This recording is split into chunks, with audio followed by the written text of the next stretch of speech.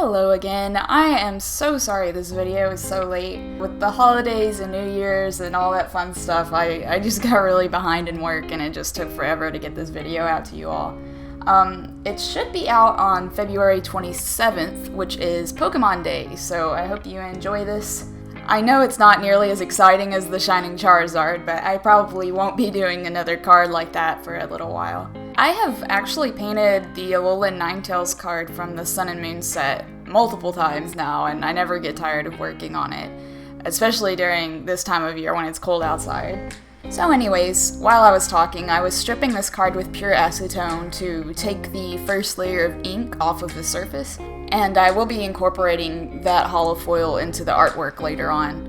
With holofoil cards, the holofoil is actually its own separate layer apart from the ink in the artwork, and it's actually below all of that stuff, so if you take the very first top layer of ink off, you can see that the card is completely holofoil underneath.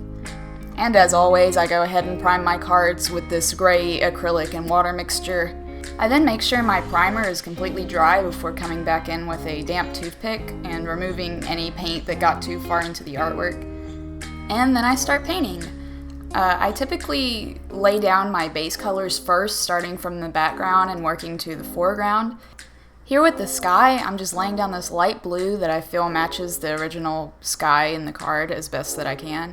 I'll come back later to add purples and whites to continue the gradient throughout the sky. In a lot of places, I try to paint up as close to the Pokemon as I can. This helps prevent harsh lines where the acrylic stops and the original artwork begins, and it just helps blend it all together. If I get any paint on the Pokemon itself, I can always come back with that toothpick and wipe it off. Gradients with light colors like this blue and white are always really hard for me to do, and I usually take a lot of time blending them all together.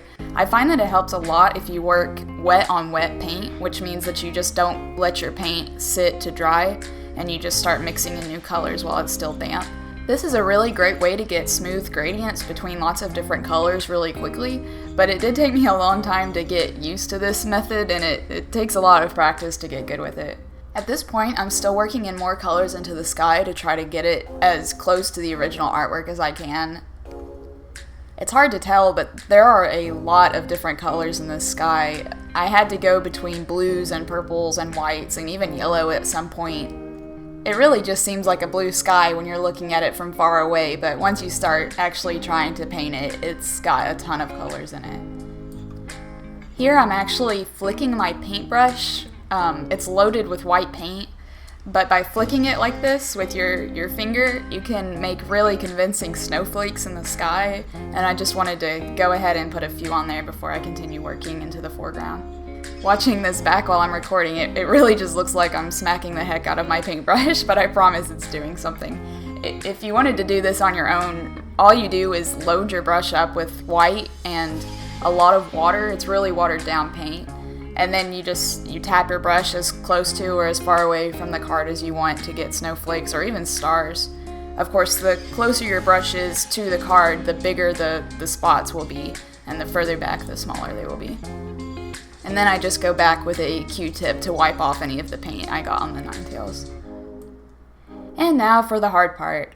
Here I'm just sketching out my idea for what I want this card to look like. It's pretty similar to another Alolan Ninetales card I've painted in the past, but there's just so much you can do with this card, so I just kind of went back to the cliff and the snowy background and the mountains. The mountains are honestly so hard for me to match. There's a lot of purple and orange, which when you're mixing those two colors, you get kind of this muddled brown. So it took me a while to match the mountains that are way back close to the sun back there. The original artwork on this card was by Mitsuhiro Arita, and he's a pretty popular Pokemon card illustrator. But I do really enjoy how with this card he focused on shading with blues and purples, which is something that I enjoy working with myself. So I had a lot of fun trying to match his shading techniques and lighting techniques on this card. Painting snow is really so challenging for me. It's hard to move away from the mindset that snow always has to be white. Like for instance in this card, it's mostly purples and blues. There's very little white actually on the snow of this card. But the white that is there makes a very convincing snow. It looks like highlights and the sun glistening on snowflakes. So It's good to be conservative with your white when working with snow, or at least that's how it seems to be for me. If I wait till the last moment to actually add pure white, it really helps make the snow pop and look like actual snow. Here I start adding a bunch of little pine trees. I love painting little pine trees, and I never get to add them into any cards that I work on, but I thought they would be really cute in this one and Christmassy looking.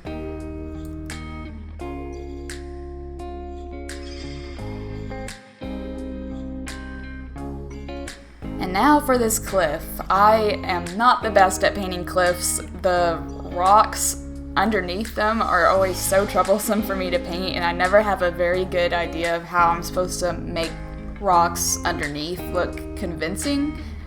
But I did actually look up pictures of snowy cliffs and mountains online and base my painting off of them, so hopefully they look somewhat realistic. Yeah, if you're ever struggling with painting a certain concept or having an idea worked out in your brain of what exactly to add into a card, I definitely recommend just looking up concept art and imagery online and to help you get started. I work off of all kinds of photos that I find online, and they've definitely helped me a ton when I can't get my brain rolling. This time with these rocks, I tried to paint the highlighted face first, so I added white where I thought snow might fall and might be sitting, and then I worked backwards into the shadows, which is opposite of how I usually paint my rocks. But I think it did actually work out pretty good in the end. I'm pretty happy with how they turned out. And this is my favorite part of painting holofoil cards. I take a toothpick again, and I remove the acrylic off of the holographic parts of the card. I really wanted a body of water in this card this time, so I used the holofoil to represent the lake. But this process reminds me of the old scratch art kits where it was just a piece of paper with black wax on top of it, and you would scratch away the wax to reveal the rainbow colors underneath. It's pretty much the same idea. Now, to actually paint the lake blue, I used this alcohol ink, which if you use acrylic, of course it's opaque and so none of the holofoil will show through. But if you use like Sharpies or any alcohol-based inks, the holofoil will actually show through the color, and so it'll just look like blue holofoil, which is what I was going for with this lake. And then I did come back with a little bit more acetone just to add some highlights to the water as well. This took several layers to do actually, and this is my first time working with alcohol ink, so I feel like if I try it again, I could definitely come up with a better looking convincing lake, but I do really like the effect that this ink had on the holo. And again, I start whacking the crap out of my brush to get snowflakes all over the card. This is a really fun method, but it makes a heck of a mess, and it kind of wears your hand out from punching your brush over and over and over again. An alternative to whacking your brush is to actually just get a toothbrush, and then again you just load the bristles of the toothbrush up with watered down paint, and then you can just flick the bristles with your thumb, and it does the exact same thing. I just didn't have a toothbrush handy.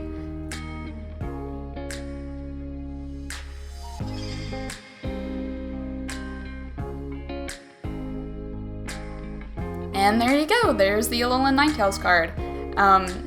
Again, I've painted this card a few times, I just had never recorded it before, so hopefully you guys enjoy this, and hopefully it doesn't take me 2 more months to get another video to you guys, because I promised I would start doing them monthly, so.